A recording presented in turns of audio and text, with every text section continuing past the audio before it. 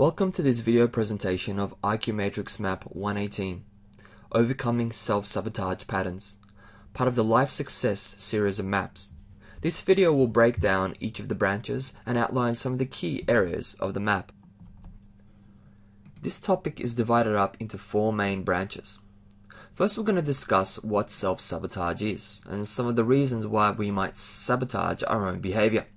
Next, we'll look at different types of self-sabotage and how they affect us. Thirdly, we'll look at the process of overcoming self-sabotage. It's a four-step process that will help us to eliminate self-sabotage from our lives. Finally, we'll look at some additional tips to help us eliminate self-sabotage from our lives forever. So what is self-sabotage? Well, self-sabotage is basically a combination of thoughts, feelings, and actions. Actions that are working against our self-interests, or thoughts and feelings that are creating roadblocks to our success. We can also look at self-sabotage from another perspective. For instance, self-sabotage can become a safety mechanism against disappointment. So basically, we are trying to avoid disappointment, and therefore we sabotage our own behavior. And by sabotaging our own behavior, we actually experience disappointment. Interesting.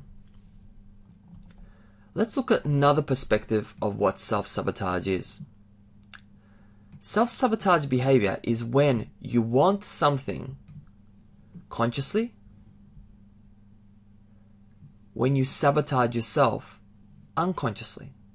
So basically, there is a conflict between your conscious wants and unconscious desires, and therefore self-sabotage erupts in your life. So what are some of the consequences of self-sabotage behavior? Well, they basically prevent you from reaching your goals. They prevent you from taking effective action, from making sensible decisions. They hold us back. They basically hold us back from what we want most out of life. And as a result, we get very, very upset.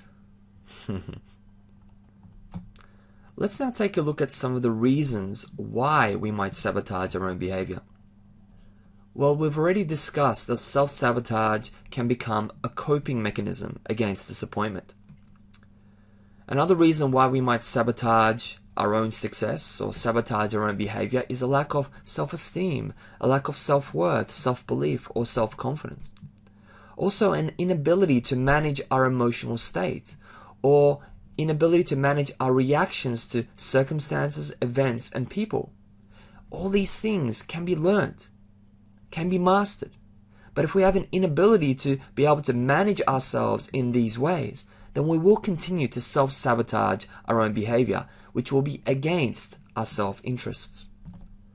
Let's now move on to the next branch and take a look at some of the types of ways we continue to sabotage ourselves on a daily, weekly, monthly, yearly basis, whatever it is for you. I won't go into detail here. I have written a detailed blog post about this where you can find more information. I'll just list them very quickly. Types of ways we sabotage ourselves. For instance, fear of failure, fear of taking risks, fear of making mistakes. Some habits that we use to sabotage ourselves, such as procrastination, perfectionism, accepting people's advice without question. This could be a big one. Let's look at some other habits. Our inability to listen carefully, inability to plan ahead, to say no, our inability to consider consequences of our actions. These consequences have results. If we don't consider them, we could actually sabotage our own progress. Our inability to think carefully before making decisions, very much linked to consequences. Our inability to think critically, practically, and flexibly about problems. As you can see, all of these things can be learnt. And I've actually created mind maps about critical thinking and problem solving that you can refer to. So how else could we sabotage ourselves? Inability to admit mistakes or errors. How about constant worrying? That can sabotage you as well. How about constantly having unrealistic expectations? Or constantly critically judging yourself or others? Or comparing yourself to others? That could be a way you sabotage yourself. How about complaining about people, circumstances, life, events, perceived bad luck? All these ways we sabotage our own behavior. We must eliminate them from our lives.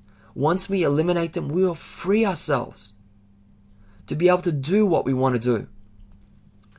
Finally, let's look at some more self-sabotage types of behavior. How about limiting attitude, limiting beliefs, emotions? How about limiting thoughts that are focused on wishful daydreams or on what's not working in your life? When we focus on what's not working in our lives, what do we get? We get more of what's not working. We look at the problems. Instead, focus on solutions.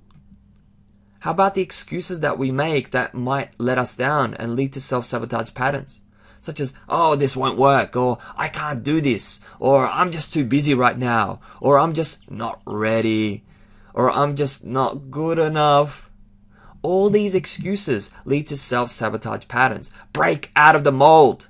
Stop sabotaging your own behavior. And also, take a look at the excuses map I created. It will help give you some great insights.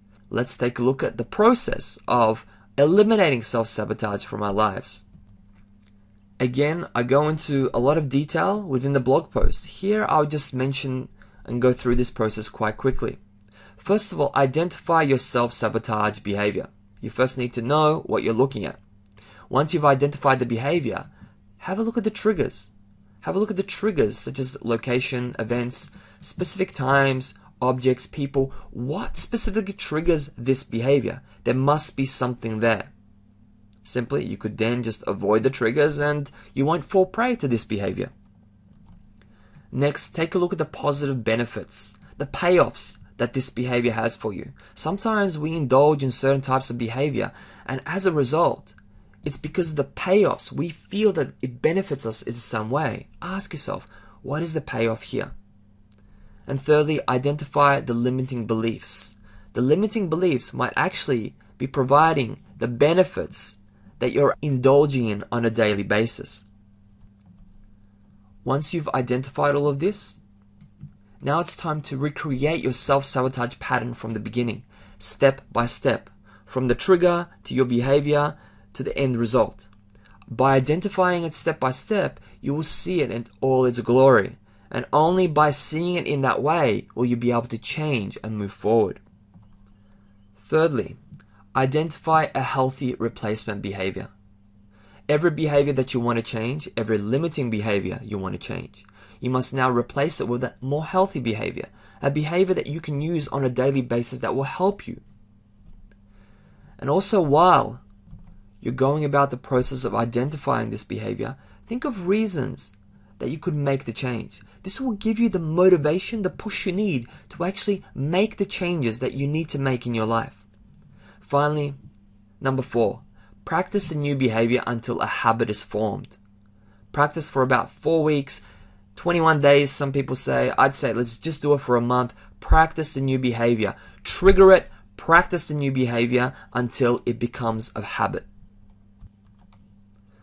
Finally, let's now take a look at some tips to help you eliminate self-sabotage patterns from your life. First of all, begin learning from your mistakes.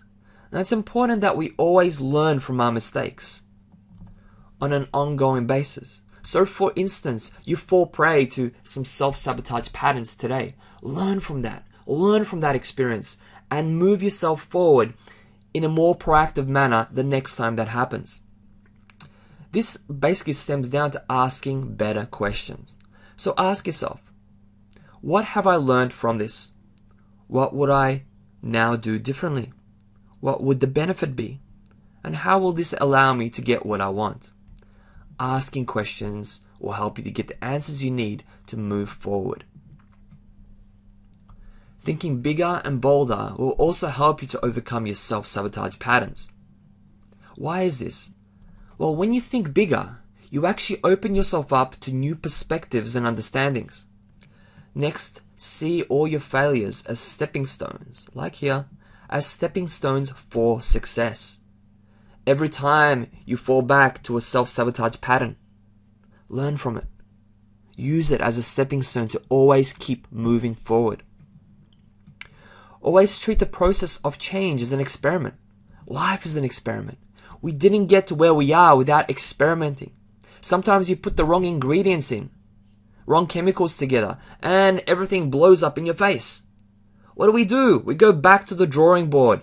We put a different mix of chemicals together and put them in, and then see if that works. If that doesn't work, then grab another set of chemicals, mix the ingredients together. Keep using these methods. Keep moving forward and keep experimenting. Also, seek advice from people with practical experience.